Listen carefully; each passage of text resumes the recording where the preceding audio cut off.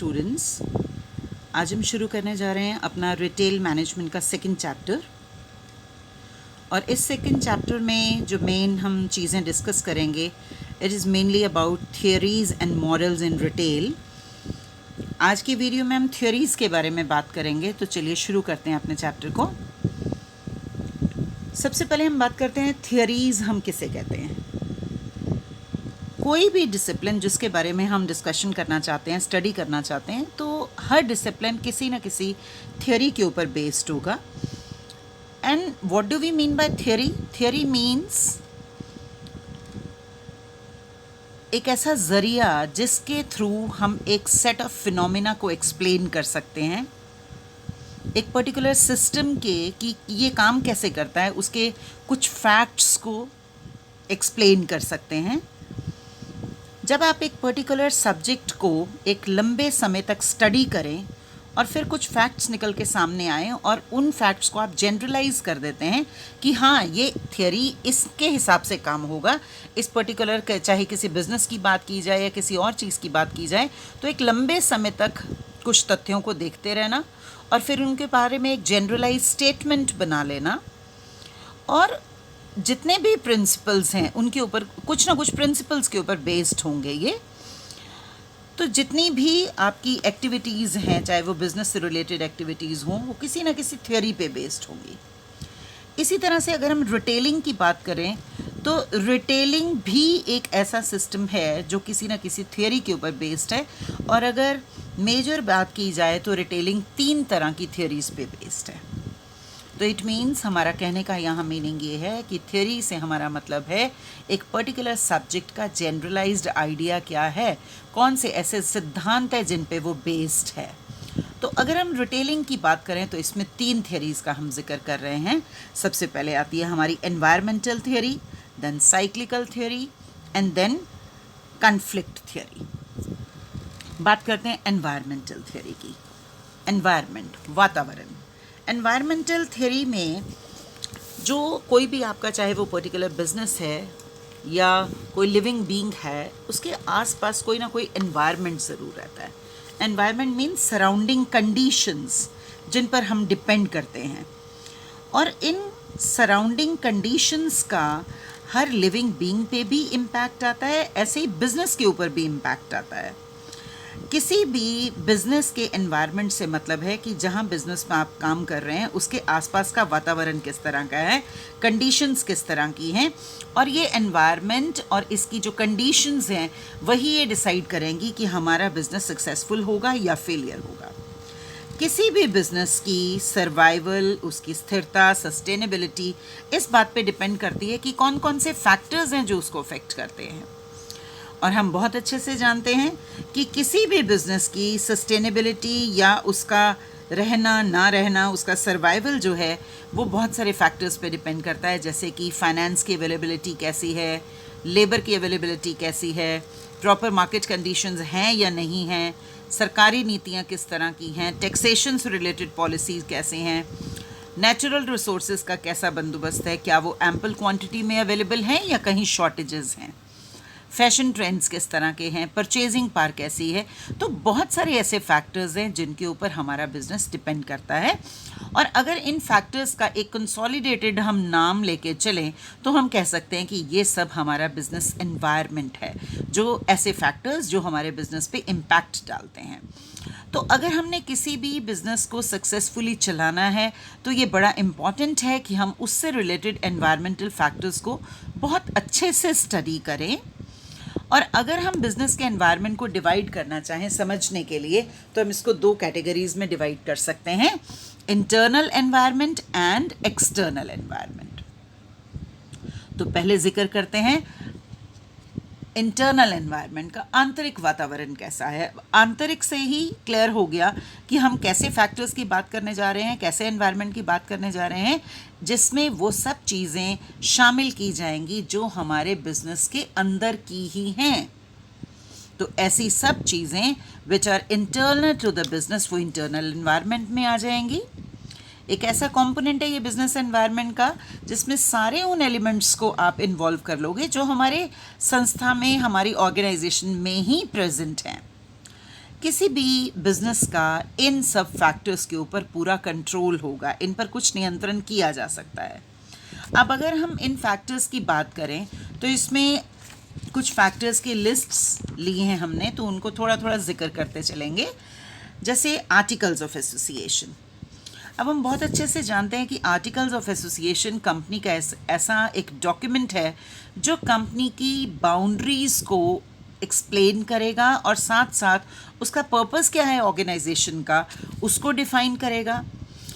जो हमारे organisational task हैं उनको पूरा करने के लिए हम कौन से नियम अपनाते हैं, क्या मेथोडोलॉजी अपनाते हैं, वो बताएगा। आपके कंपनी से रिलेटेड जितने भी डिफरेंट मैटर्स हैं उनसे रिलेटेड हमें गाइडेंस प्रोवाइड करता है।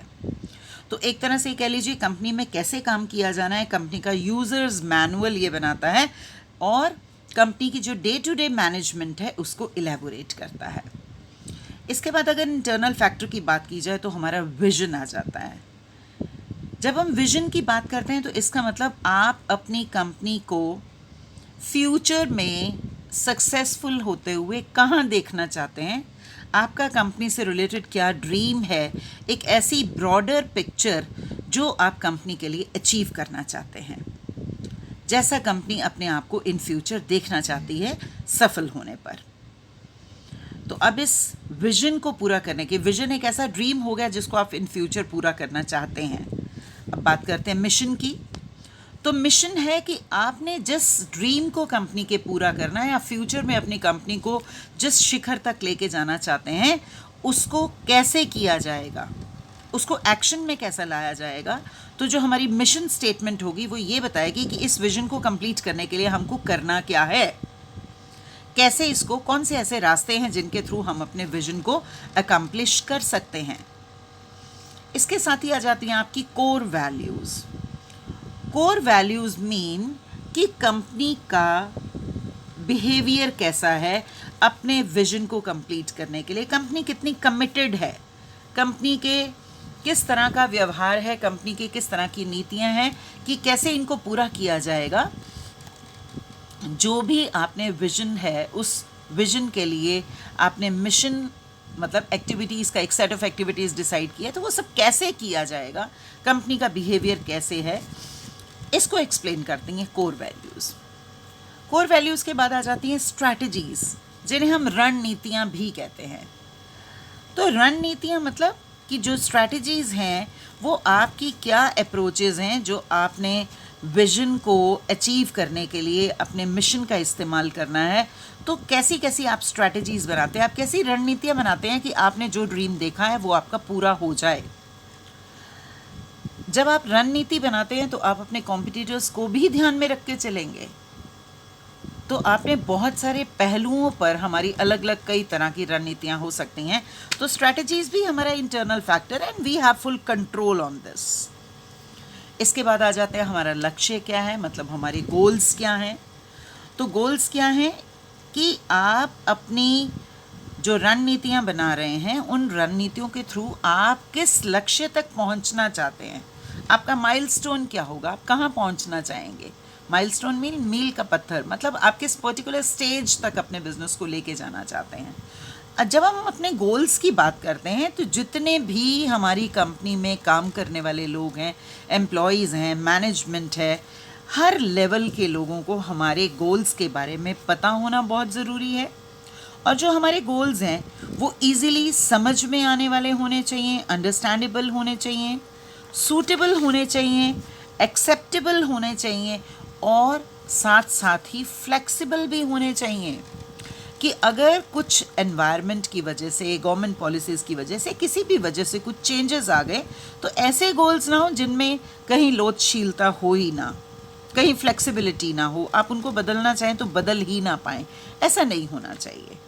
तो फ्लेक्सिबल होना भी ज़रूरी है। इसके बाद अगले इंटरनल फैक्टर की बात करें तो ऑब्जेक्टिव्स की बात आ जाती है। ऑब्जेक्टिव मीन्स कि आप जब आप ये कहते हैं कि हमारी कंपनी का ऑब्जेक्टिव क्या है तो आप एक जनरलाइज स्टेटमेंट देते हैं, एक जनरलाइज स्टेटमेंट देते हैं। जो हमारे ऑब्जेक्टिव्स हैं वो बड़े स्पेसिफिक होने चाहिए, क्वांटिफिएबल होने चाहिए एंड आप क्या अचीव करना चाहते हैं आप कब ये अपने माइलस्टोन को अचीव कर लेंगे, ये सारी चीज़ें हम अपने ऑब्जेक्टिव्स में बात करते हैं। और जो हमारे ऑब्जेक्टिव्स हैं वो मेजरेबल होने चाहिए, सूटेबल होने चाहिए, एंड सबसे बड़ी बात कि फिजिबल होने चाहिए। आपने जो भी अपनी कंपनी का उद्देश्य रखा है, जो भी आपने कंपनी के ऑब्जेक्टिव्स डिसाइड किए हैं, वो ऐसे ना हो कि जो समझ ना आ सके किसी को, उनको किसी तरह से मापा ना जा सके और प्रैक्टिकली पॉसिबल ना हो, ऐसा नहीं होना चाहिए। इसके बाद हमारे आ जाते हैं action plans. Action plans mean कि आप कौन से स्पेसिफिक एक्टिविटीज़ करने जा रहे हैं जिसके थ्रू आप अपने गोल्स को अचीव कर पाओगे। अब हम एक छोटा सा उदाहरण ले सकते हैं जिनमें आपको ये सारी की सारी टर्म्स बिल्कुल एक जैसी लग रही होंगी। गोल्स भी एक जैसा लग रहा है, ऑब्जेक्टिव्स भी एक जैसे लग रहे हैं, एक्शन प्लान्स भी एक जैसे लग रहे हैं। तो हम यहाँ एक छोटा सा एग्जाम्पल ले सकते हैं इनको समझने के लिए। फॉर एग्ज़ाम्पल, हमारा गोल है कि हमें अपने एम्प्लॉयज़ की स्किल्स को इम्प्रूव करना है। इम्प्रूविंग द एम्प्लॉय स्किल्स, ये हमारा गोल है। अब इसके लिए ऑब्जेक्टिव क्या हो गया, कैसे आप अपने इस गोल को अचीव करेंगे? तो आपने ये डिसाइड किया कि हम आने वाले 2 महीने में अपने वर्कर्स के लिए 1 वीक का ट्रेनिंग प्रोग्राम लगा देंगे। तो आपने अपने वर्कर्स को अलग अलग ग्रुप्स में डिवाइड किया और एक ट्रेनिंग प्रोग्राम चला दिया। आप अपने गोल को अचीव करने के लिए ऐसा कर रहे हैं। फिर एक्शन प्लान क्या हुआ? अब आप अपने इस उद्देश्य को कैसा पूरा करेंगे? एक्शन प्लान क्या हुआ कि आपने एक कमेटी फॉर्म कर दी और उस कमेटी का काम होगा वर्कर्स के ग्रुप्स बनाना जिनको बाय टर्न ट्रेनिंग दी जाएगी, और फिर उसी के साथ साथ किसी ट्रेनिंग प्रोफेशनल को हायर कर लेना। तो अब आप बहुत अच्छे से समझ पा रहे होंगे कि ये जो एक जैसी टर्म्स हैं, गोल्स, ऑब्जेक्टिव्स, एक्शन प्लान में क्या चेंजेस आए। बेसिकली हम गोल को अचीव करने के लिए ही एक्शन प्लान बना रहे हैं। अगला फैक्टर हमारा आ जाता है एम्प्लॉयर एम्प्लॉई रिलेशंस, कि जो एम्प्लॉयर है और उसके एम्प्लॉयज़ हैं उनके बीच में रिलेशनशिप कैसा है।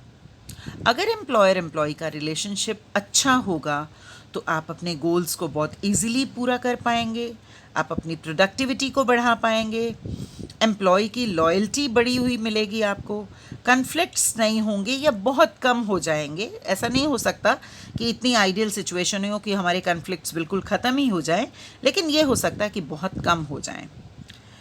डेलीगेशन ऑफ अथॉरिटी बड़ी आसान हो जाएगी और जो आपके वर्कर्स हैं उनका आप मोराल बढ़ा सकते हैं।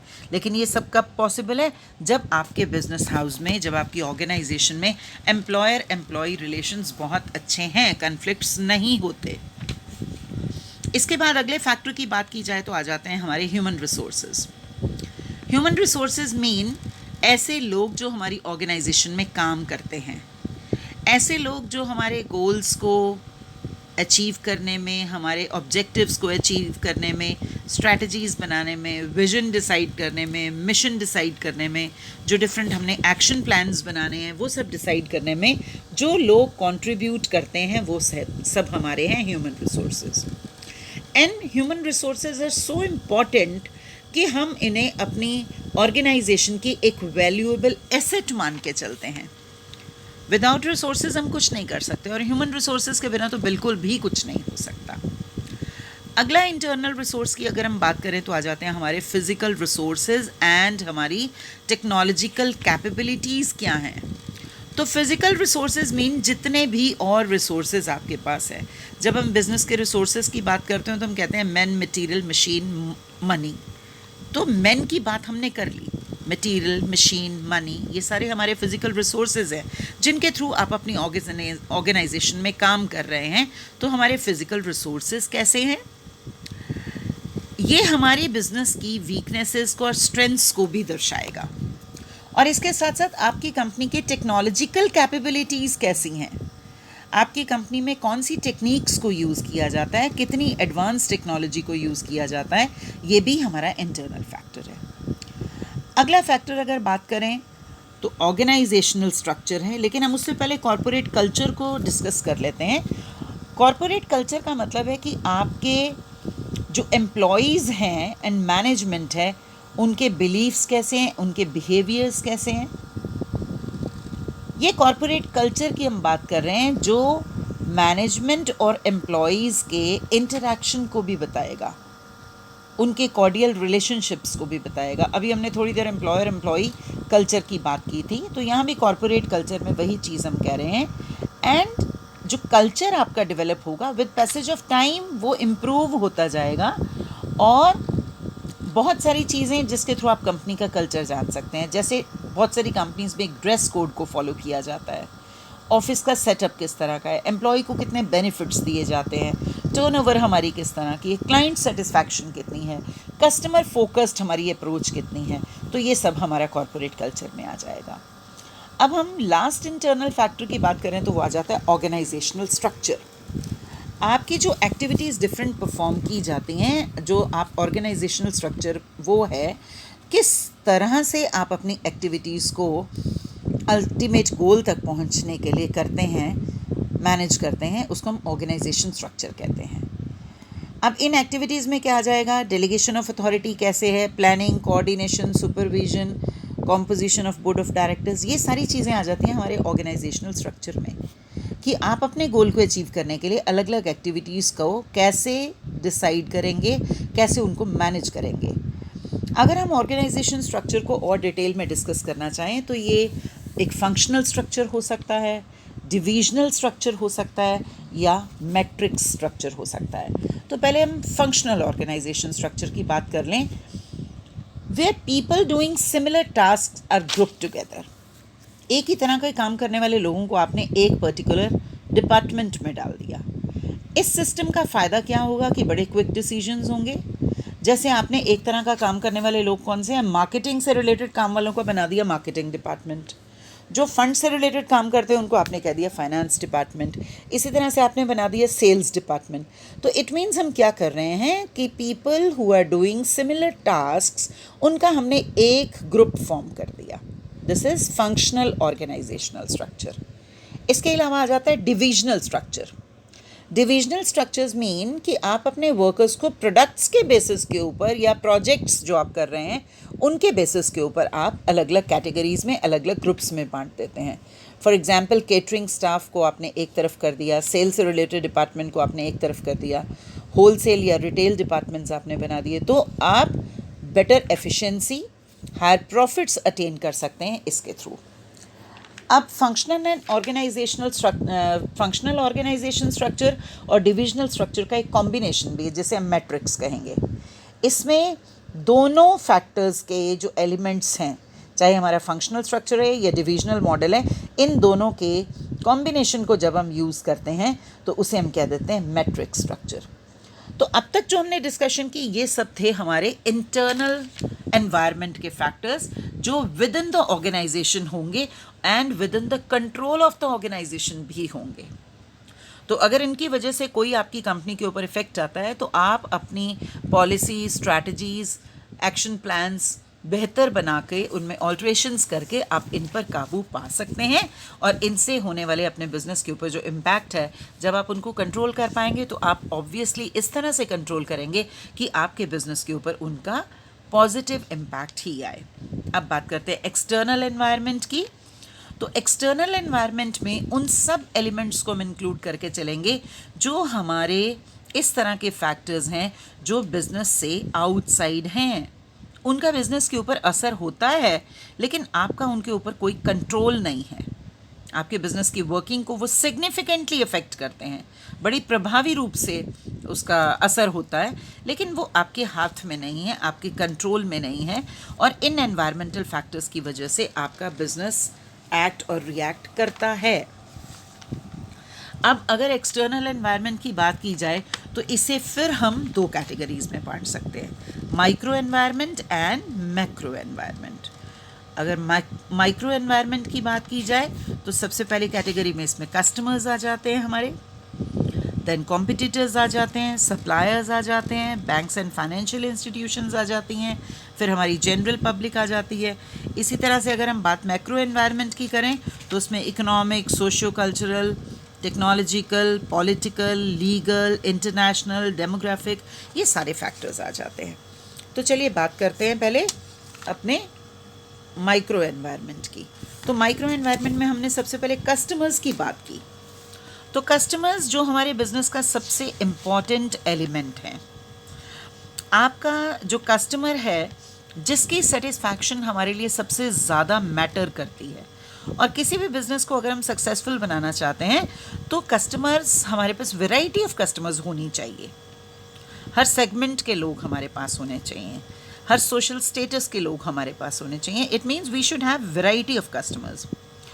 और जो रिटेलर है वो अपने रियल टाइम एडवांटेज देते हुए कस्टमर्स को अट्रैक्ट करता है और कोशिश करता है कि अगर वो किसी और कंपनी के, हमारे कॉम्पिटिटर के बड़े वो हार्ड कोर लॉयल कस्टमर है, तो हम उनको इस तरह की सेवाएं दें, इस तरह के प्रोडक्ट्स उनको ऑफर किए जाएं कि वो उनसे हट के हमारे प्रोडक्ट्स की तरफ आने लग जाएं। अगला जो फैक्टर्स हो सकता है, कॉम्पिटिटर्स हैं। अब कॉम्पिटिटर्स भी हमारे माइक्रो एनवायरनमेंट का बड़ा इंपॉर्टेंट एलिमेंट है।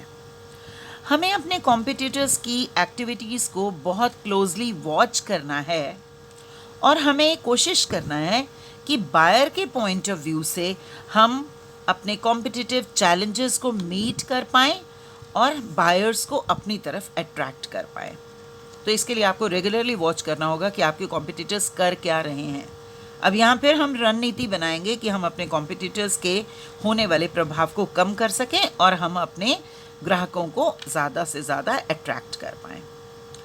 अगले हमारे पास जो पार्टी या एलिमेंट आ जाते हैं वो आ जाते हैं सप्लायर्स या इंटरमीडियरीज।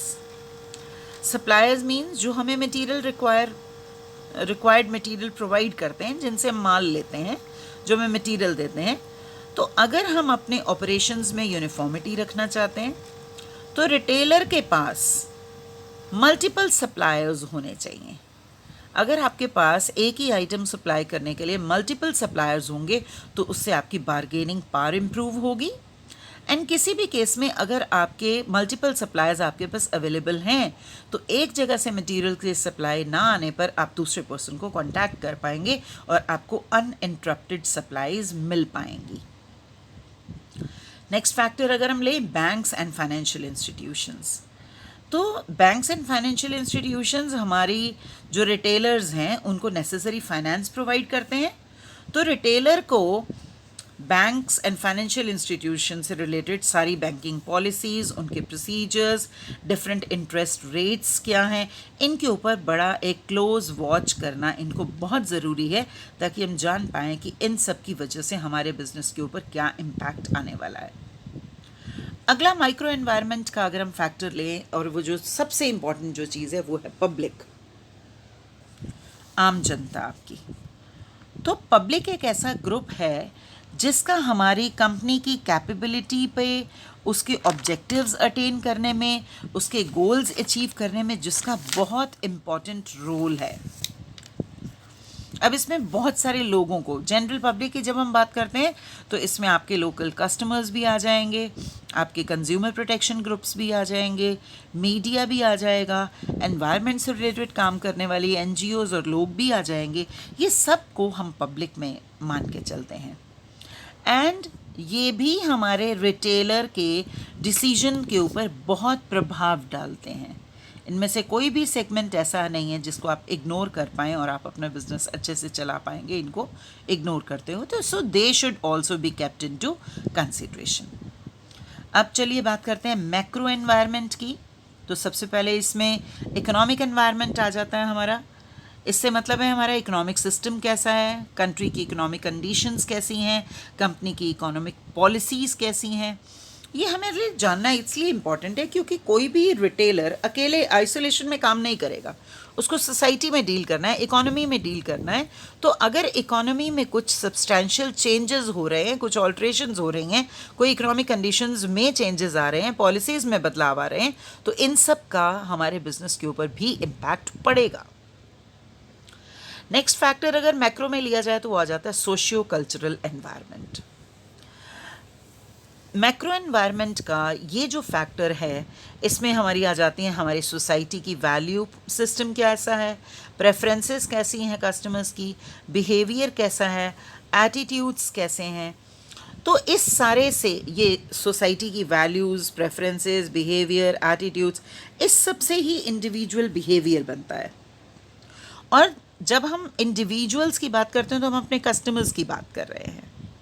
तो इट मीन्स आपका बिजनेस का मेन पर्पस भी कस्टमर्स को अट्रैक्ट करना और उनको रिटेन करना है, तो वो आप कब जान पाएंगे? When you have studied the socio cultural environment related to your business very carefully. और आज के समय में इसके ऊपर ध्यान देना और ज़्यादा इम्पोर्टेंट है, क्योंकि रिटेलर अभी ग्लोबल मार्केट में डील करता है। इसका मतलब अपने जिस भी एनवायरनमेंट में आप अपने प्रोडक्ट्स को दे रहे हैं, उस पर्टिकुलर एनवायरनमेंट में वहाँ सोसाइटी के उस सेगमेंट के लोगों का बिहेवियर कैसा है, उसको स्टडी करना होगा, तभी आप बिजनेस में सक्सेस की तरफ जा सकते हैं। Then is technological environment. अब कुछ एक ऐसी इंडस्ट्रीज़ हैं जहाँ पे टेक्निक बहुत जल्दी चेंज होती है, रिक्वायरमेंट्स हैं, चाहे वो आपका हाउस होल्ड प्रोडक्ट से रिलेटेड आ जाए या अदरवाइज़ कोई कंप्यूटर से रिलेटेड आ जाए। टेक्नोलॉजी में जहाँ भी चेंजेस बहुत जल्दी आते हैं, तो आप अपने लेटेस्ट टेक्नोलॉजी प्रोडक्ट्स अगर अपने कस्टमर्स को दे पाएंगे, तो जो फर्स्ट मूवर एडवांटेज है उसको आप उसके थ्रू आप गेन कर पाओगे। सबसे पहले आपने नई टेक्नोलॉजी की चीज़ें दे दी, किससे पहले? अपने कॉम्पिटिटर से पहले। तो जो भी कंपनी नई टेक्नोलॉजी की चीज़ पहले निकाल लाएगी, उसे फर्स्ट मूवर एडवांटेज मिल जाएगा और वो ज़्यादा प्रॉफिट्स अर्न कर पाएगी, ज़्यादा सक्सेसफुल हो पाएगी। तो टेक्नोलॉजिकल एनवायरनमेंट भी असर डाल रहा है। अब आ जाता है पॉलिटिकल एनवायरनमेंट। तो पॉलिटिकल एनवायरनमेंट मीन्स कि आपकी पॉलिटिकल एनवायरनमेंट कैसा है। अब इसमें आपके अलग अलग लॉज क्या हैं, गवर्नमेंट एजेंसीज़ कैसी हैं, और हमारी गवर्नमेंट की स्टेबिलिटी कैसी है। अगर एक स्टेबल गवर्नमेंट नहीं है, पॉलिटिकल कंडीशंस कंट्री की इस तरह से हैं, तो आपके बिजनेस के ऊपर भी बड़ा एक डिफरेंट और नेगेटिव इम्पैक्ट आएगा। क्योंकि अगर पॉलिटिकल स्टेबिलिटी नहीं है, तो कभी भी पॉलिटिकल पार्टी के चेंज होने का डर है, जिससे हमारी बिजनेस से रिलेटेड पॉलिसीज़ बदल जाएंगी, तो एक बेटर एनवायरनमेंट हमें नहीं मिल पाएगा। लेकिन अगर एक स्टेबल गवर्नमेंट है, तो उसमें बिजनेस आगे बढ़ेगा, क्योंकि बार बार हमारी इकोनॉमिक पॉलिसीज़ चेंज नहीं होंगी। तो पॉलिटिकल एनवायरनमेंट भी फ़र्क डाल रहा है। Then is legal environment. Legal environment means आपके बिजनेस को गवर्न करने के लिए कैसे नियम हैं, लॉज, रूल्स, रेगुलेशंस क्या है, जो हमारे बिजनेस की वर्किंग के ऊपर फ़र्क डालते हैं। और रिटेलर को इन सब लॉज के बारे में पता होना चाहिए, और उसे जो भी काम करना है वो कानून के दायरे में ही करना चाहिए, ताकि सोसाइटी के ऊपर कोई नेगेटिव इम्पैक्ट ना आ जाए और सोसाइटी में उसकी गलत इमेज भी ना इस्टेब्लिश हो। Then comes international environment. अब इंटरनेशनल एनवायरनमेंट की ज़रूरत, कुछ तो सभी बिजनेसेस के ऊपर इम्पैक्ट आता है इंटरनेशनल लॉज का, लेकिन ख़ास तौर पे अगर आप अलग अलग इंटरनेशनल बिजनेस में इन्वॉल्व हैं, एक्सपोर्ट इंपोर्ट का कुछ ना कुछ आपको एक्टिविटीज़ करनी है, तो आपको इंटरनेशनल लॉज के बारे में और इंटरनेशनल एनवायरनमेंट के बारे में भी पता होना चाहिए। जैसे आपको डिफरेंट नेशंस के पॉलिटिकल रिलेशंस कैसे हैं, ये पता होना बहुत ज़रूरी है, क्योंकि जिन भी नेशंस के साथ आपके रिलेशनशिप्स हैं, वो फ्रेंडली रिलेशनशिप्स हैं और the countries are at enemy. तो कैसे रिलेशंस हैं, ये जानना बहुत ज़रूरी है, ताकि आप उन्हीं कंट्रीज़ के साथ बिजनेस कर पाएँ जो गवर्नमेंट की तरफ से परमिजिबल है। तो इंटरनेशनल एनवायरनमेंट का भी पता होना बहुत ज़रूरी है। अब इससे नेक्स्ट आ जाते हैं, और लास्ट आप कह सकते हो आ जाते हैं, demographic environment. By demography we mean size, age, gender, occupation, family structure और पॉपुलेशन से रिलेटेड और कोई भी चीज़ है, टेस्ट्स, प्रेफरेंसेस, तो ये सारी चीज़ें। अगर डेमोग्राफिक एनवायरनमेंट को आपने स्टडी नहीं किया है, तो आप नहीं डिसाइड कर पाएंगे कि आपको कौन सा माल बेचना चाहिए, किसको बेचना चाहिए, कैसे बेचना चाहिए। तो कोई भी जो फर्म है, ये सारे हमारे एक्सटर्नल एनवायरनमेंट के फैक्टर्स थे, तो किसी भी फर्म को अपने एक्सटर्नल एनवायरनमेंट को इन एडवांस काम करने से पहले ही आपको स्टडी करना होगा, ताकि जो आपके एक्सटर्नल एनवायरनमेंट के फैक्टर्स हैं, अगर आपने इनको एडवांस में नहीं किया, तो आप इनके अकॉर्डिंगली अपनी एक्टिविटीज़ को मोल्ड नहीं कर पाएंगे, चेंज नहीं कर पाएंगे। अगर आपने एक्सटर्नल एनवायरनमेंट को क्लोजली आप वॉच कर रहे हैं, तो आप बहुत अच्छे से जान पाओगे कि आज सोसाइटी में या जो बिज़नेस एनवायरनमेंट है, उसमें हमारे लिए कौन कौन सी थ्रेट्स अवेलेबल हैं। कहाँ हमें खतरा है, कहाँ हमें प्रिकॉशंस लेने की ज़रूरत है, और इन थ्रेट्स को ओवरकम करके आप अपने बिजनेस की स्ट्रेंथ्स को बढ़ा पाएंगे, सक्सेसफुली आप अपने बिजनेस को रन कर पाएंगे। और अभी हमने थोड़ी देर पहले फर्स्ट मूवर एडवांटेज की बात की थी। तो if you are well conversant, आप बहुत अच्छे से जानते हैं कि बिजनेस एनवायरनमेंट कैसा है, तो उसके अकॉर्डिंगली ही आप अपने कॉम्पिटिटर से पहले फर्स्ट मूवर एडवांटेज कर पाओगे, क्योंकि आपने रेमेडियल एक्शंस बाकियों से पहले इंडस्ट्री में ले लिए। तो जो भी फर्स्ट मूव्स करेगा वो हमेशा बेनिफिट में रहेगा।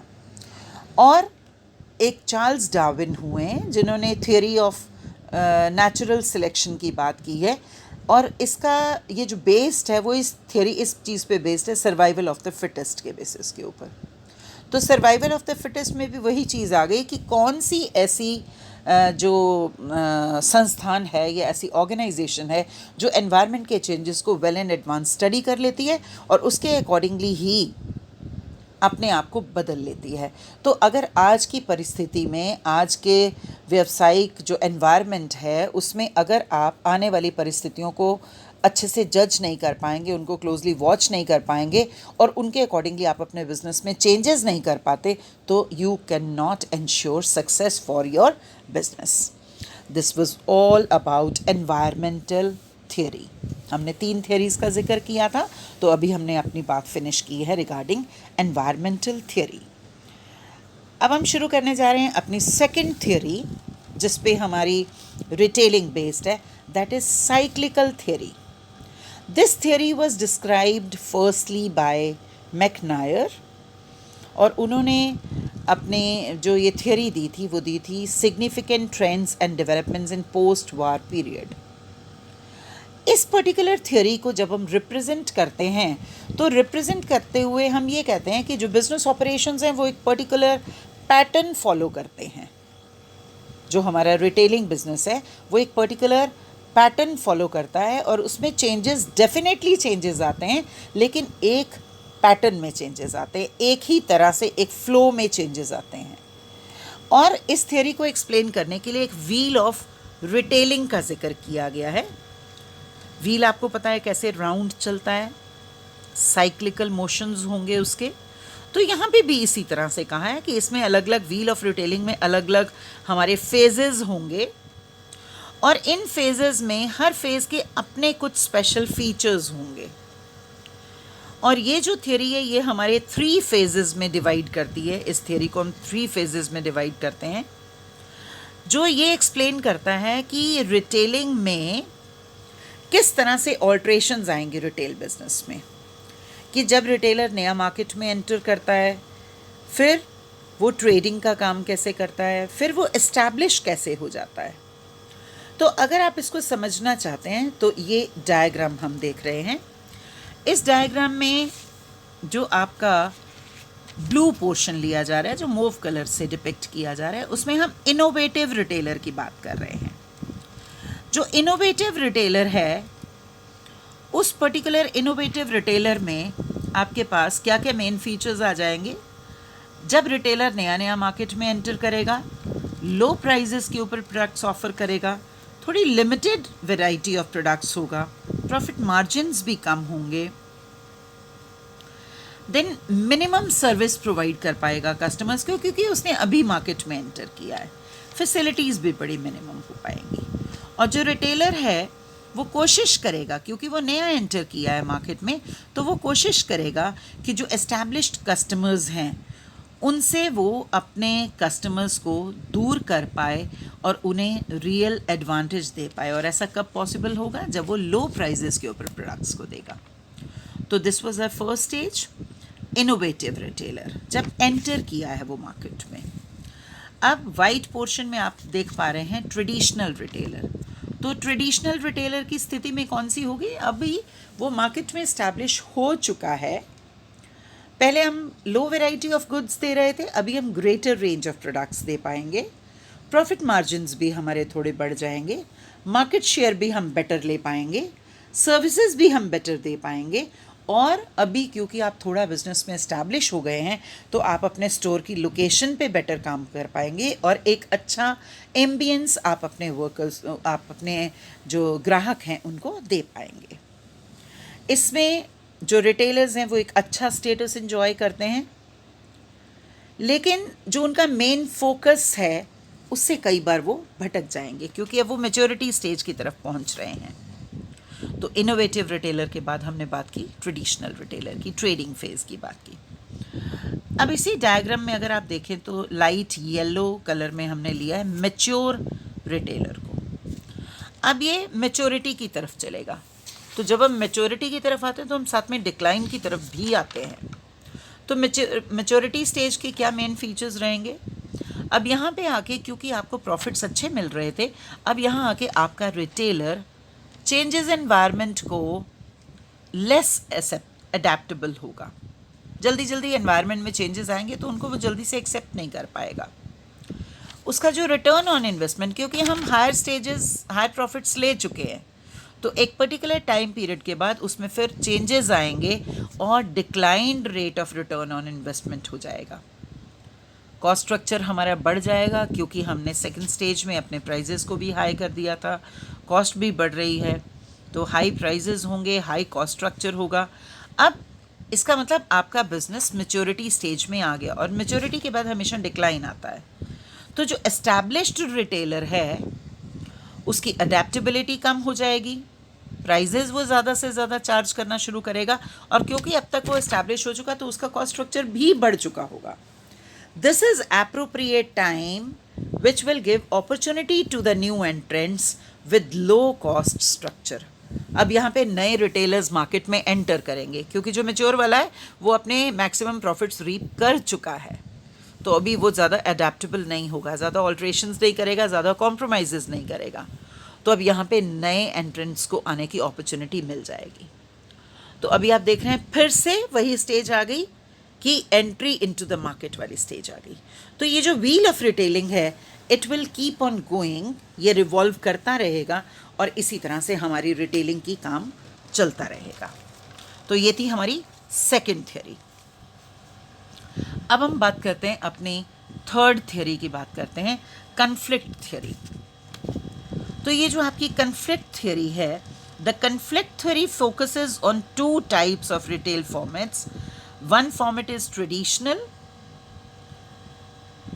which means which will keep its status as it is, और दूसरे हमारे जो सेकेंड फॉर्मेट होगा वो एक्सट्रीमली इनोवेटिव होगा। अब ये जो एक्सट्रीम इनोवेटिव फॉर्मेट होगा वो हमारे ट्रेडिशनल फॉर्मेट को चैलेंज करेगा, उसको चैलेंज करेगा और चैलेंज करने पे दोनों के बीच में ये जो कन्फ्लिक्ट है, ट्रेडिशनल फॉर्मेट भी है मार्केट में और इनोवेटिव फॉर्मेट भी आ गया। अब ये जो इनोवेटिव फॉर्मेट जब ये चैलेंज करेगा ट्रेडिशनल फॉर्मेट को तो उनसे कुछ नए फॉर्म्स, नए फॉर्मेट्स ऑफ रिटेलिंग इमर्ज होंगे दोनों के कन्फ्लिक्ट की वजह से। तो दोनों का जो कन्फ्लिक्ट हो रहा है उससे जो नई फॉर्मेट्स निकल के आएंगी उसे हम कहेंगे जो मिक्सचर होंगी दोनों का।